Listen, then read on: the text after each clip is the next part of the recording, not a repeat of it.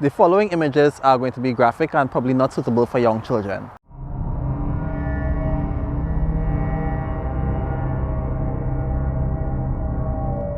Okay guys, so we're on a major mission today. Taking longer to start than I would have liked, but we're heading to Presentation Chaguanas. This is a fantastic school. Everybody knows it's one of those prestige schools in Trinidad and Tobago. And more fantastic, I think probably even more fantastic than the school itself, is the school ground. The ground is amazing. It is awesome. It is huge. And that's where we're heading right now, because they have a mole cricket problem that we need to fix.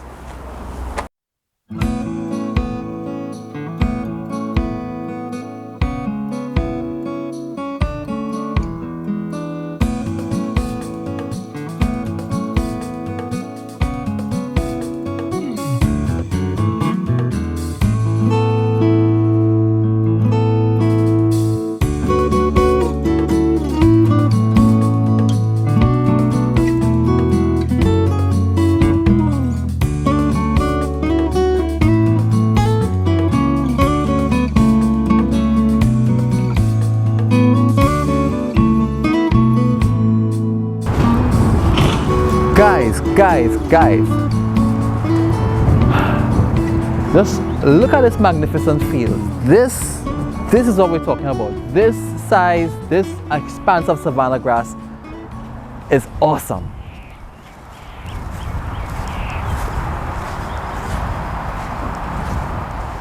Okay guys, so wide cursory look at this field and everything looks fantastic. You see this expanse of green. It's not perfect because, you know, you might be thinking it's a dry season. But it's when you take a closer look that you start seeing problems. If we look carefully, as you scan the field, you will see spots, brownish looking spots around the field. And there's one right in front of me. Let me walk up to it. And what we can see here is a spot that is very bare of savanna grass. And what we have is that Bermuda grass has taken the opportunity and started to work itself into this spot. So these big spots are caused by infestation of mole crickets. Now it's difficult to see the evidence of the mole crickets right now, meaning how they normally have this soil tilled up, because the tractor that cuts the grass would have recently just cut the grass. He was just cutting here a while ago, and so he would have compacted the soil and taken away the evidence of the mole crickets. But the mole crickets are very present here.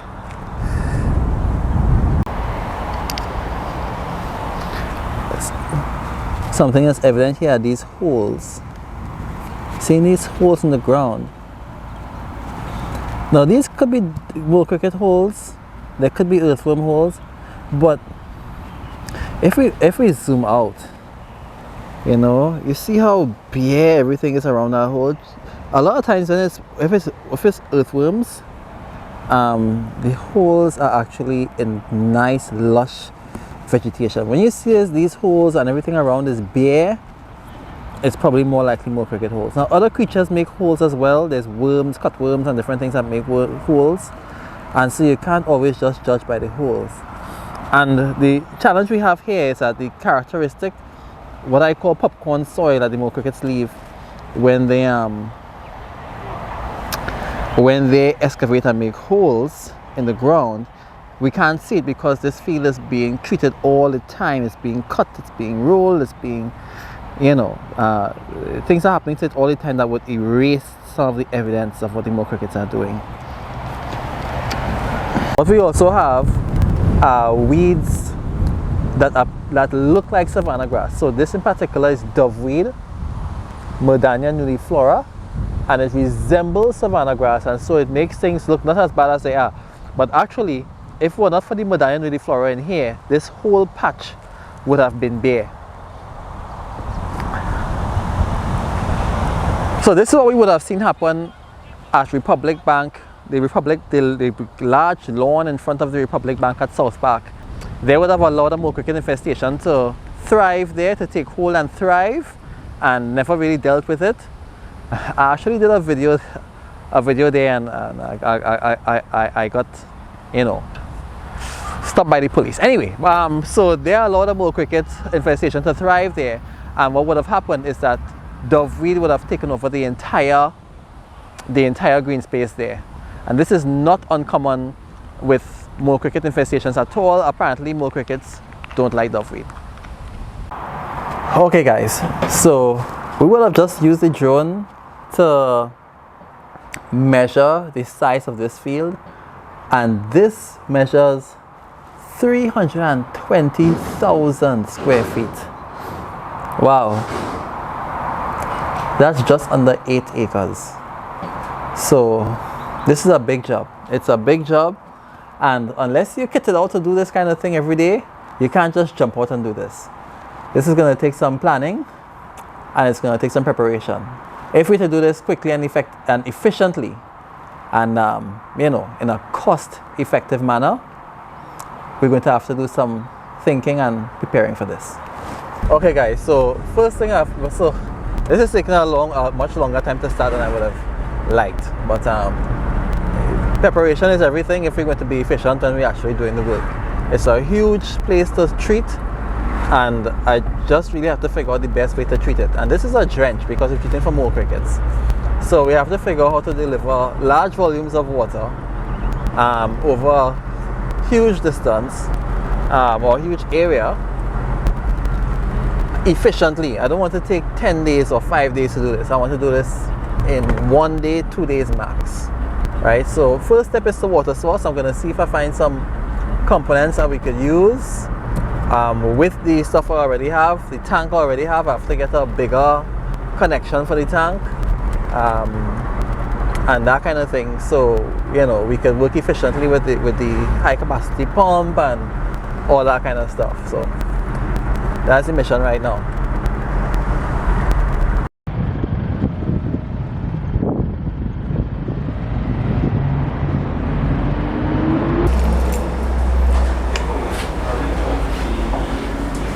We need a valve,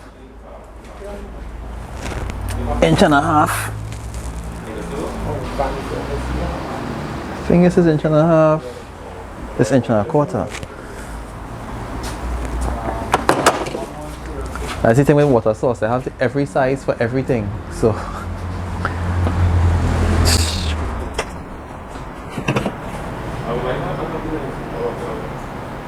right, this 1.5 inches.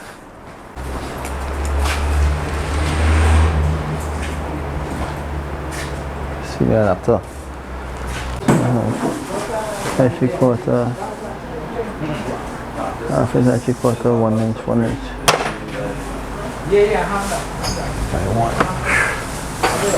Well, catch my tail to get this boy. Alright, good. Alright, so we just have to go and check to see that this fit in the tank. It's not recommended, they recommend 1 inch.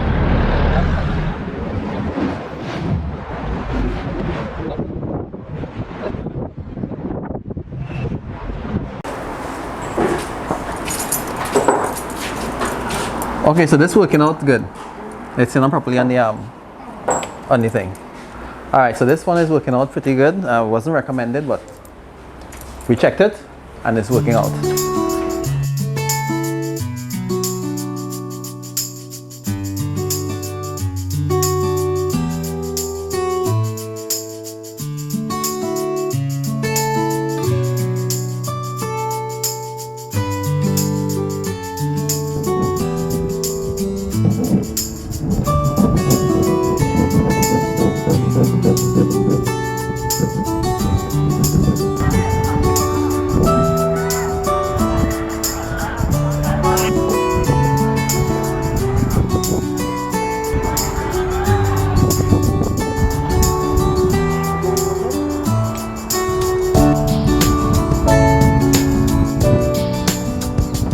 Man said, do not pitch.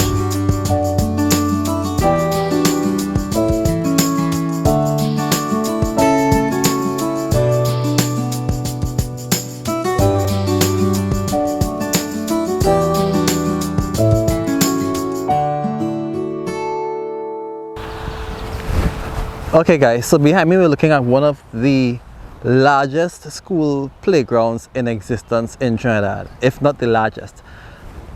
I don't know any playground that is bigger than this one. We measured this a couple days ago using the drone, and this measured out at just under 8 acres. 8 acres of lovely savanna grass. This place is fantastic. And this is Presentation Chaguanas ground. For those of you who are not familiar, who didn't recognize it, if you recognized it, kudos to you. You know, you probably came to prayers or you had somebody come to prayers. This is my first time here on this compound, and I was absolutely shocked to see the size of this ground. I remember my high school ground, we had a little thing behind the school. We used to call it the dust bowl, you know, and it was dust, literally dust. This is fantastic, and that is why what we're doing here today is so important. You know, we're just entering the dry season, and this is a critical time. It's a critical time, especially for anybody who has a savanna grass lawn, because savanna grass is impacted by dry weather. You know, it's a very shallow rooted grass. And so as soon as the soil starts to dry out, the savanna grass starts to get impacted. And what that means is that if you have an infestation of mole crickets like we have here, it can be devastating. It can really be devastating. And the thing is, it'll be very hard to see an 8-acre expanse like this of savanna grass lost to mole crickets. And this is what will happen. This is what we've seen happen in other places. I've seen it happen, well, I mentioned, well, I'm not sure if I'm going to include that clip in this video, but I mentioned that this is what happened to Republic Bank's green space in front of their bank at South Park. You know, the whole thing was savanna grass initially, and then mole crickets came in. It doesn't seem as though anything was done about it, and eventually the whole thing was taken over by doveweed. It's largely doveweed now, and you know, it is what it is. Maybe it's more ecological, I don't know, than to try to defend against the mole crickets. I don't know, but we will hate to see this happen here. I don't think you're going to want to play this level of cricket or this level of cricket on doveweed, right? And it's not going to look anything like this. So that's how we're here, and that's how we're doing what we're doing. You know, we spent yesterday, a good part of yesterday and the day before, trying to figure out how we could cost effectively treat 8 acres for mole crickets. And the reason why we have to figure out how to do that cost effectively is because you can't just take up a knapsack sprayer and spray for mole crickets. I mean, you could, but it won't be that effective. And that's because, and this gets into people understanding, you know, the details of how things are done, details of how things work, right? There's 2 ways that we deal with mole crickets. You can either deal with them through baits or deal with them through pesticides, right?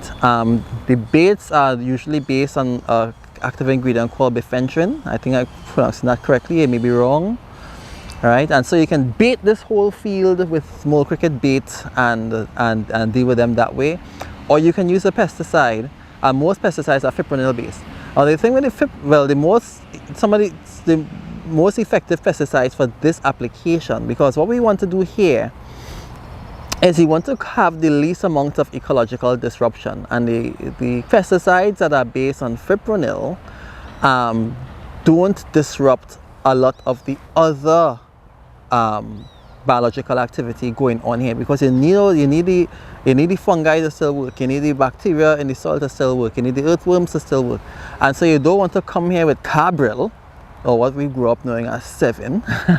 You don't want to come and treat this whole place with 7, which will kill the mole crickets, yes, but it will kill everything else, including any bird that comes and lands here to eat a worm or some kind of thing like that, right? You don't want to come here with oh gosh, things slip in my mind right now, right? So, but you don't want to come here with a bunch of the other stuff. The fipronil seems to be pretty good, and we're dealing with a school. That's the other thing. You don't want to be ultra toxic. Now, fipronil is the same active ingredient used in like flea powders and dog washes and so on that to treat fleas and ticks, and so it's, you know, it's relatively safe to be used in an application like this, where we have students going to be utilizing the field and this kind of thing. I don't think the school bell has just rung. I don't think we've heard about oh, what do you call it? Heard about well, specific time set to stay away from your dog after you've washed him. Alright? For fleas or ticks, right? You don't have that. You don't have that. You wash your dog, you play with your dog, you yourself using your bare hands and washing the dog and all this kind of thing. He's good after, you're good after. So fipronil, you know, as far as we know so far, until 50 years from now, when they're like, if you bathe your dog with fipronil, with any fipronil based product, and you developed skylokinema, please call the officers of Sokolov and Sokolov. Until we reach that stage, we feel that fipronil is the best thing for us to use. That's what we're doing. But the challenge of fipronil and fipronil based products is that it is denatured by sunlight, right? And so too much exposure to the sun, and we quickly lose the effectiveness of the fipronil. And I see a swallow, a very nice swallow, flying around the field right now, and I'm sure he's very glad that we're not going to use anything like 7 or something like that here. So what you have to do is you apply what you call a high volume application, or what we for short call a drench, right? So we drench. And so you want to put the chemical in with a lot of water, because the idea is you want to get it not settling on the leaves and just sitting there and the water evaporating immediately off the leaf, but you want the water to actually, with the pesticide, to actually go down into the soil, where it's protected from the sunlight, and also where it's more impacting on the mole crickets, because these are soil dwelling creatures, right? So a lot of times you will hear, okay, you need to do the mole cricket treatments in the night or in the evening, because that's when they come out. It's not because it's when they come out, it's because, yes, some may, it's not a definite thing that they have to come out in the night, or they do come out in the night, no, but some may come out in the night, yes. But the main thing is that in the evening, at least you have a better chance of the spray not being denatured. But if you get it into the soil, it can last for a while, right? And be effective in the soil. And so that is why we have to figure out how to do a high volume application.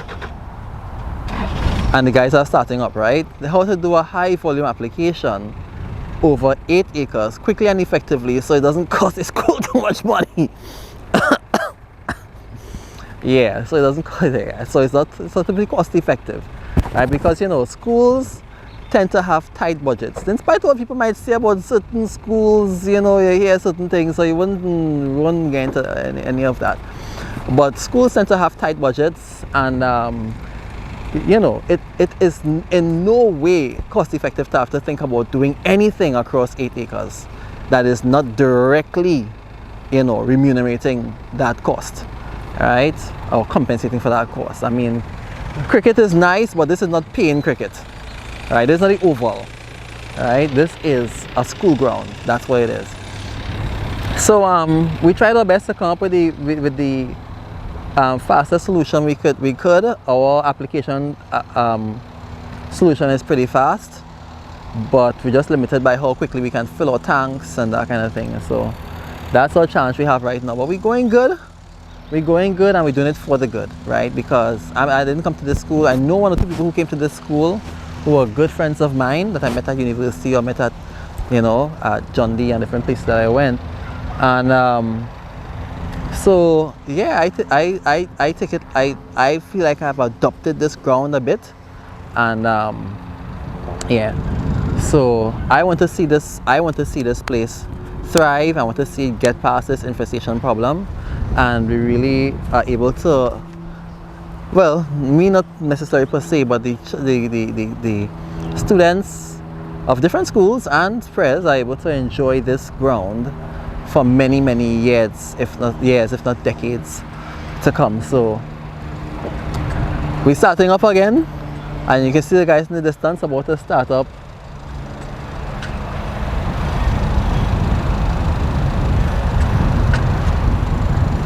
Yeah, they're about to start spraying, and yeah,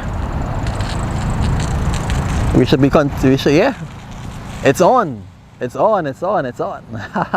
And it'll be on for a couple of days, right? Because it's gonna take a while, but it's on.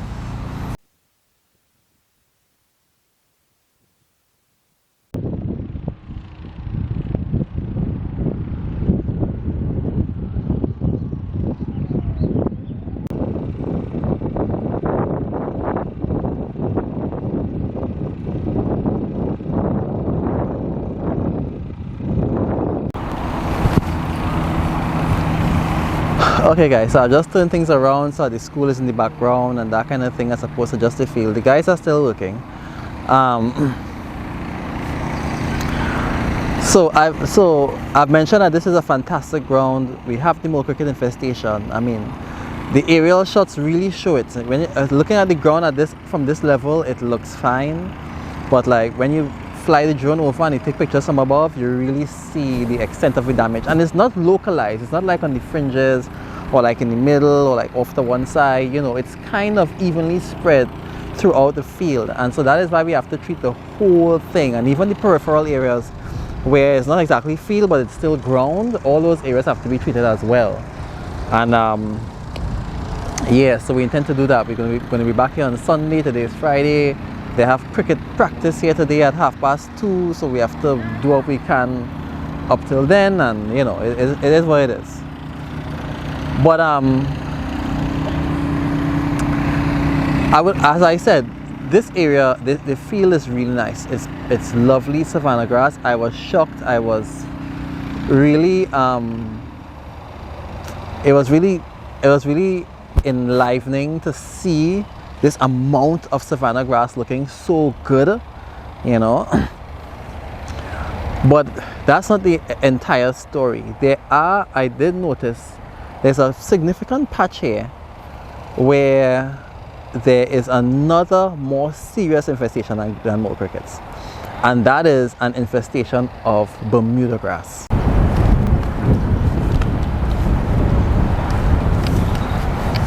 Okay guys, so this is one of the Bermuda grass areas over here. This is the biggest patch. This whole kind of patchy looking section here is a combination of Bermuda grass and also doveweed.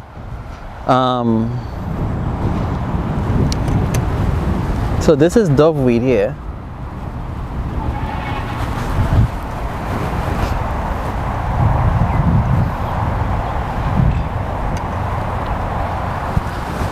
And this is the Bermuda grass. Oh, strap.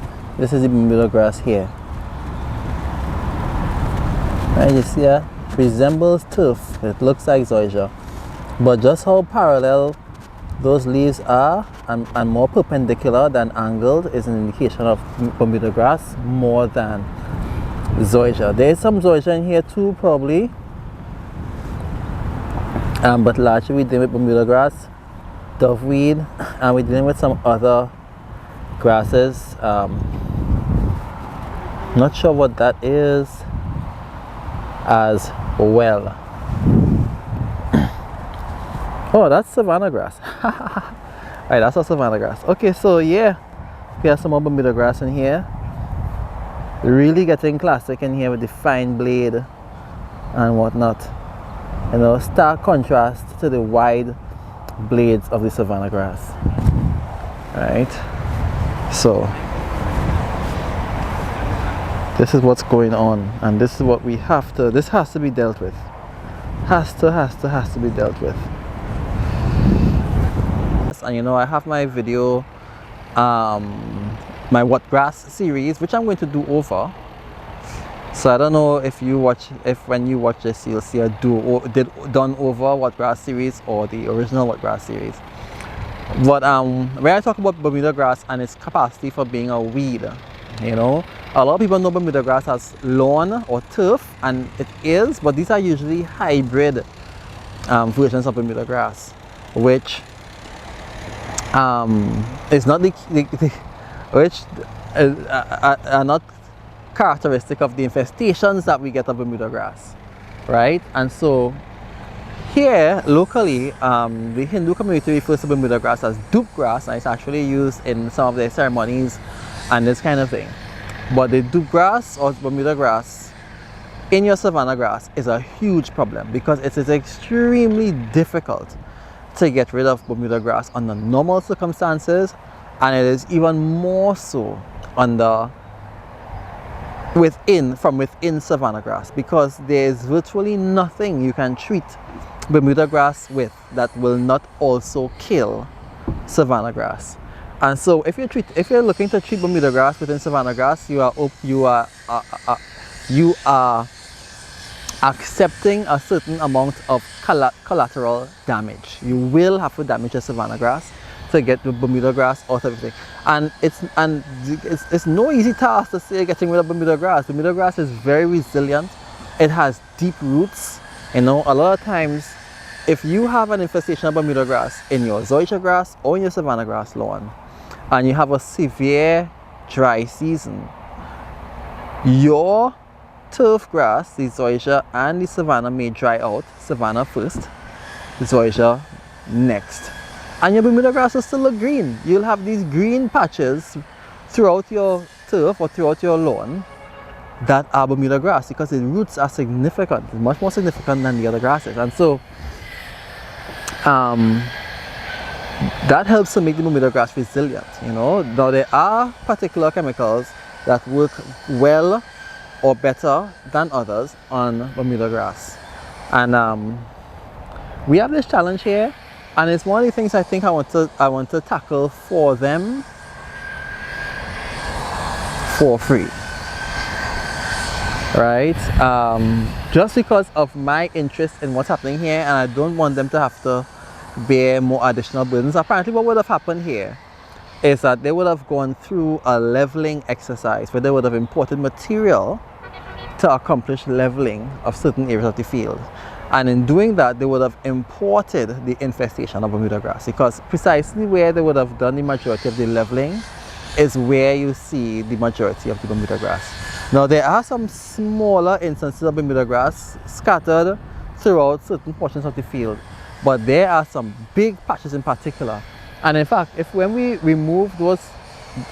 get rid of the Bermuda grass from those patches, that ground will actually be bare, you know. And so that is another challenge that they face here, and it's something I am keen on helping them overcome. It's gonna mean some extra work, and you probably can't do it while cricket is on. Maybe it's something we can look to do in the summer, because we'll have to treat the Bermuda grass several times. We'll have to accept the collateral damage of the savanna grass. We'll have to rotivate the area. We'll have to replant the savanna grass. We'll have to roll and do all those kinds of things, and treat with, you know, seed killers and all these sort of things to make sure that that we get the result that we want. But I think it's something absolutely necessary for us to do, and with their permission, we're gonna do it.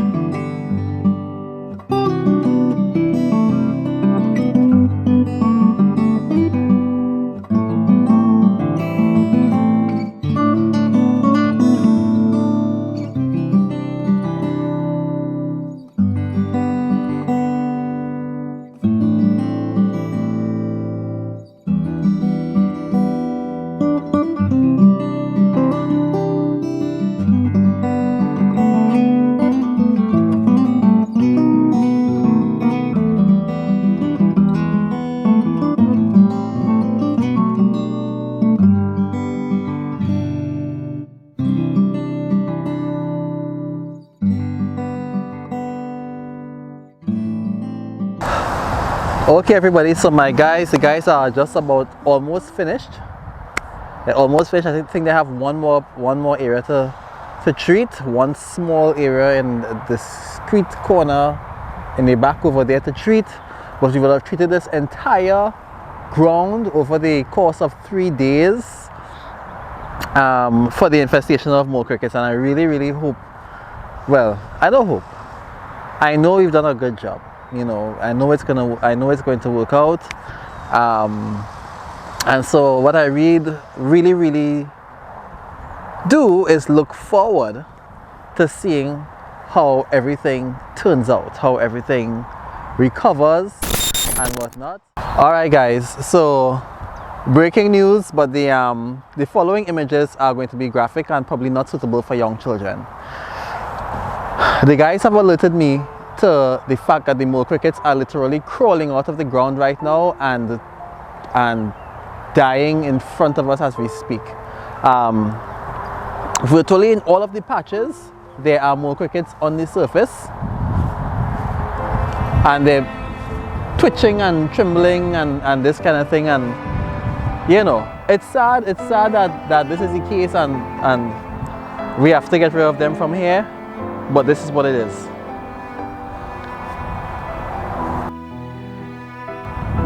Yeah, so this patch, we see mole crickets there.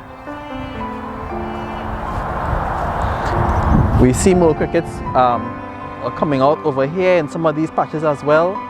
And basically as we go through the field, we can see the mole crickets,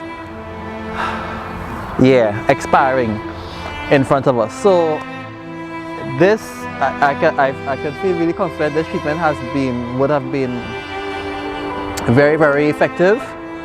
We've seen the results already. Early on this morning, the guys told me that the birds were busy eating them